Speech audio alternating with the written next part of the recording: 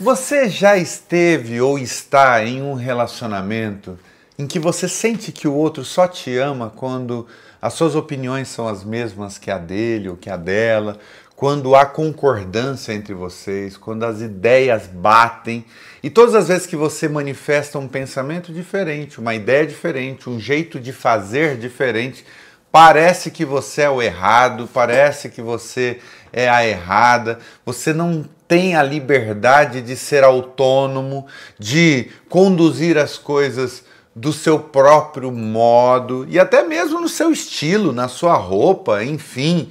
O outro sempre tem um pitaco para dar, ele sempre acha que tem o direito, né, de criticar quando às vezes você está usando a sua roupa mais interessante, a que você mais gosta, sua roupa favorita. Você já se sentiu assim? Bom, eu estava lendo hoje pela manhã este livro aqui, ó, que é o livro do Zygmunt Bauman, que é O Amor Líquido. E ele fala justamente sobre essa postura de ter medo das diferenças, de pessoas que repelem qualquer coisa que seja diferente, que não esteja presente nela mesma, sabe?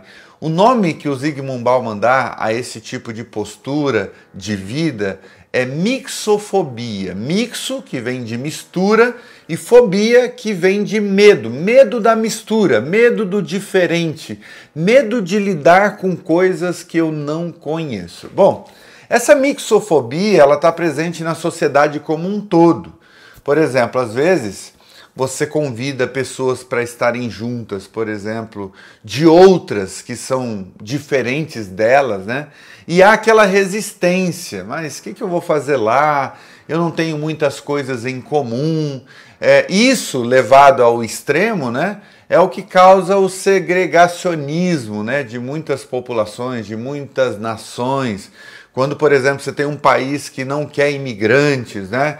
Por quê? Porque os imigrantes, eles são, entre aspas, de uma qualidade inferior, né? Nós queremos um certo pedigree, nós queremos que todo mundo tenha uma mesma origem, e aí naquela compreensão segregacional em que uns são mais importantes do que os outros, uns são melhores do que os outros. Então, levado ao extremo, a mixofobia vai causar grupos isolados, comunidades uniformizadas, que têm o mesmo pensamento, uma mesma direção. Acontece muito isso em igrejas, acontece muito isso em grupos étnicos, né?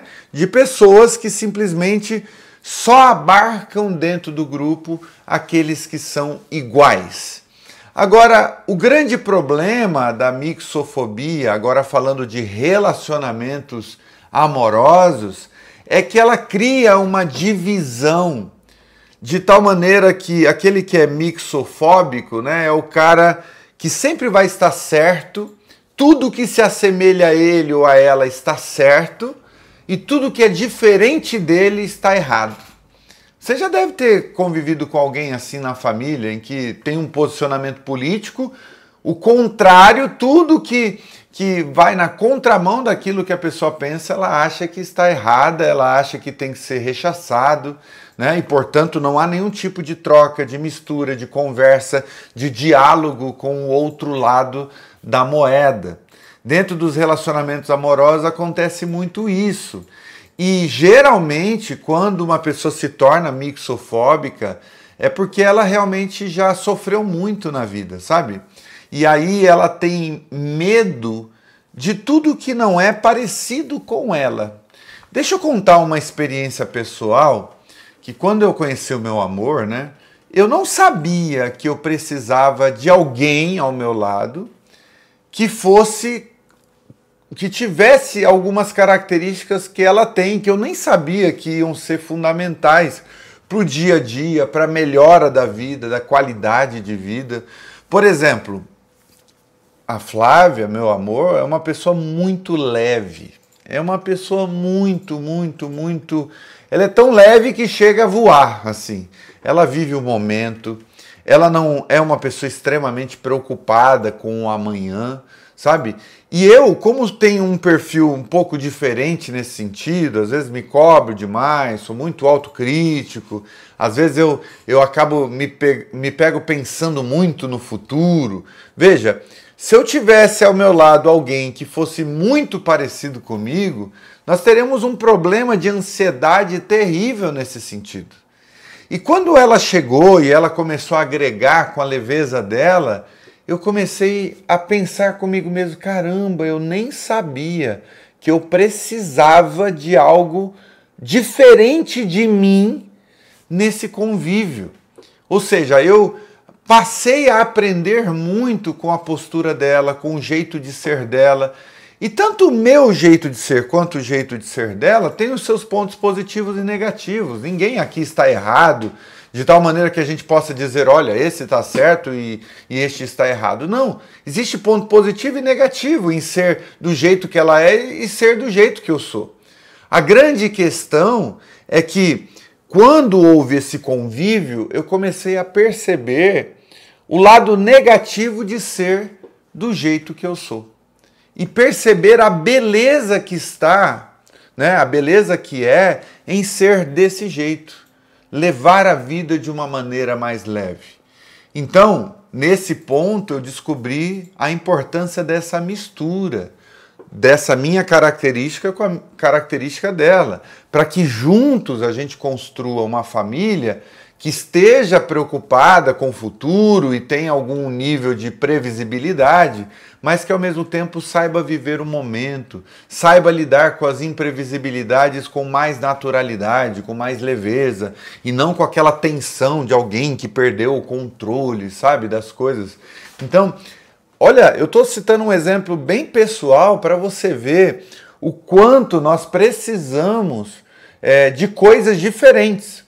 E quando a gente é marcado por muitas dores ao longo da vida, a gente está machucado pelos relacionamentos anteriores, uma das formas da gente criar uma couraça e se defender é dizendo o seguinte: eu quero alguém que seja parecida comigo, que tenha os mesmos ideais, os mesmos valores, que tenha, enfim, né, uma postura de vida semelhante. E eu não estou dizendo que você tem que descartar isso, não. Até certo ponto, é importante você encontrar alguém com quem você se identifique, né? Porque existem atritos que você não precisa enfrentá-los, você não precisa passar por eles. Você precisa de um grau de concordância numa boa parte dos checklists da sua interioridade, tá tudo bem. Agora, o grande problema é quando isso se transforma numa exigência ou numa lista de coisas que você busca em uma outra pessoa que tenham que ser praticamente uma cópia, como se você estivesse buscando a sua versão feminina ou a sua versão masculina. E aí é um problema, porque aí já denota um certo narcisismo do tipo, não, se a pessoa não for igual a mim, não serve para mim. E aí fica a pergunta, mas será que você suportaria alguém extremamente parecido com você? Será que você não precisa desse sal, desse tempero, que é uma pessoa diferente em certos aspectos?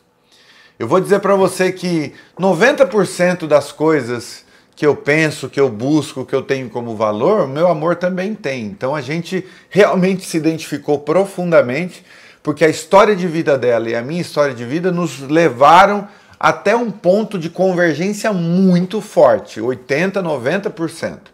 Agora, os 10% de diferença, os 10%, 15%, eles são extremamente necessários, porque isso mostra que ela é autônoma, que ela é independente, que ela pensa com a própria cabeça.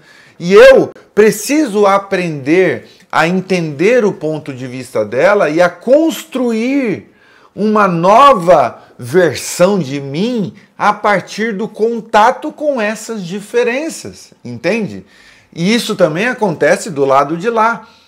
Desses 10, 15% que ela é diferente de mim, ela vai ter contato com coisas que eu penso, que eu pratico, que eu busco, e ela vai construir uma nova versão de si mesma, né, a partir do contato com essas coisas em que nós somos diferentes.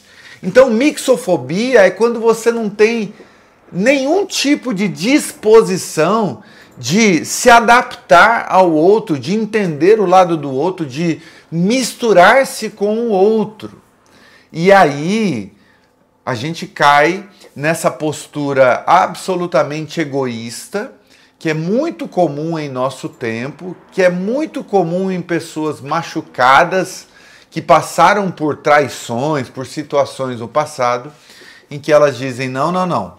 Ou você está pronto e está no meu pé de igualdade, você está absolutamente desenvolvido em todas as áreas em que eu estou desenvolvido, ou eu não estou disposto, não estou disposta a caminhar com ele ou com ela para poder construir algo juntos.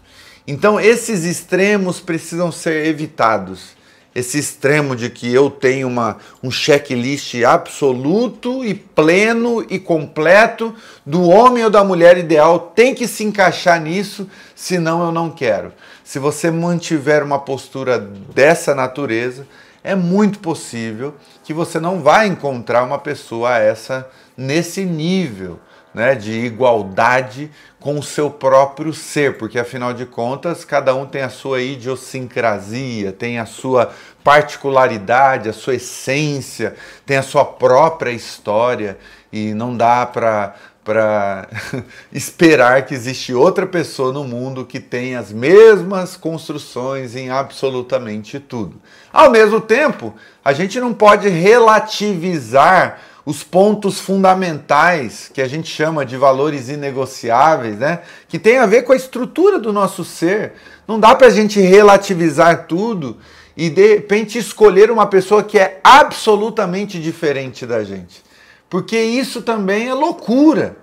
Porque a médio e longo prazo você vai sentir falta da identificação com determinadas coisas, né? Você, nas suas diferenças, haverão diálogos, haverão pontos de atrito às vezes, né? E vocês vão precisar chegar a um mínimo de consenso para poder caminhar junto a partir dessas diferenças. Agora, se todas as áreas da vida são diferentes, todos os valores, enfim, ou a maioria deles, né? O que predomina é a diferença, eu acredito que esse relacionamento ele vai ser muito mais pautado por tentativas de adaptação do que por um caminhar juntos, de fato e de verdade, construindo algo juntos, né? Realizando algo com amor, com alegria, com brilho nos olhos.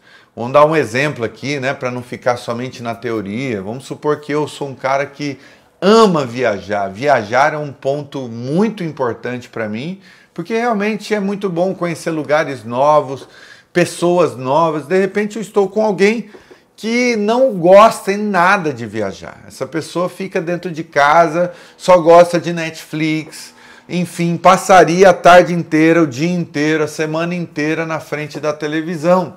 Veja, vai ser muito complicado conduzir esse relacionamento, porque ou você vai viajar sozinho, né, enquanto o outro está em casa, e vai gerar aquele desconforto do tipo, caramba, cadê a pessoa com quem eu me casei? Cadê a companhia, a parceria? Cadê? Onde está, né? E se isso é um ponto muito importante para você, você tem que considerar isso na hora de tomar a sua decisão de se unir ou não a uma pessoa. Então, mixofobia tem a ver com esse narcisismo de querer que tudo seja e aconteça a partir de você, tendo você mesmo como referência absoluta. E talvez você diga assim, mas Rodrigo, de onde é que vem essa mixofobia? Primeiro, desse individualismo que está cada vez mais presente na nossa sociedade. Nós estamos vivendo um tempo onde tudo é descartável, onde qualquer sinal de dificuldade as pessoas desistem do relacionamento, né?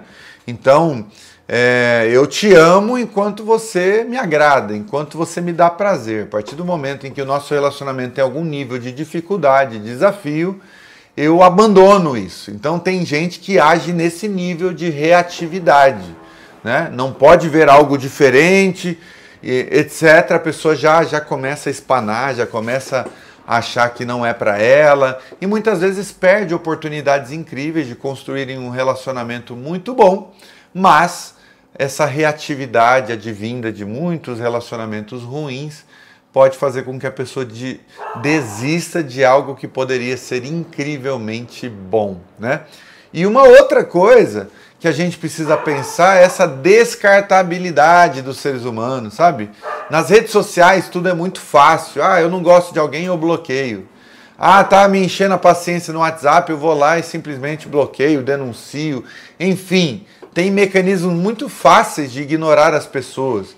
Hoje em dia, há muito pouco relacionamento que supera adversidades pelo arrependimento, pelo perdão. Né? Hoje em dia, geralmente, assim, a coisa tá meio ruim no relacionamento, eu vou fingir que nada tá acontecendo, dou um tempo, não falo com a pessoa, depois eu volto a falar do nada e tá tudo certo, né?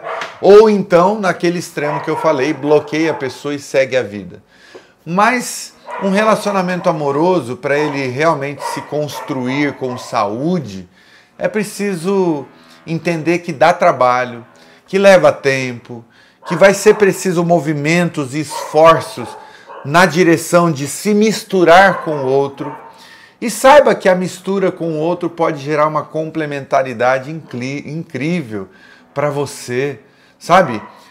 Uma pessoa, ela expande muito a própria consciência quando lida com aspectos diferentes na personalidade do outro. Você amplifica a sua capacidade de lidar com a vida, a sua capacidade de se adaptar, a sua capacidade de superar essas diferenças, de entender que nem tudo acontece ou aconteceu, né, em você e com você e na sua história de vida. Existe uma outra história de vida e aprender a lidar com essa outra história de vida também faz parte do caminho do amor.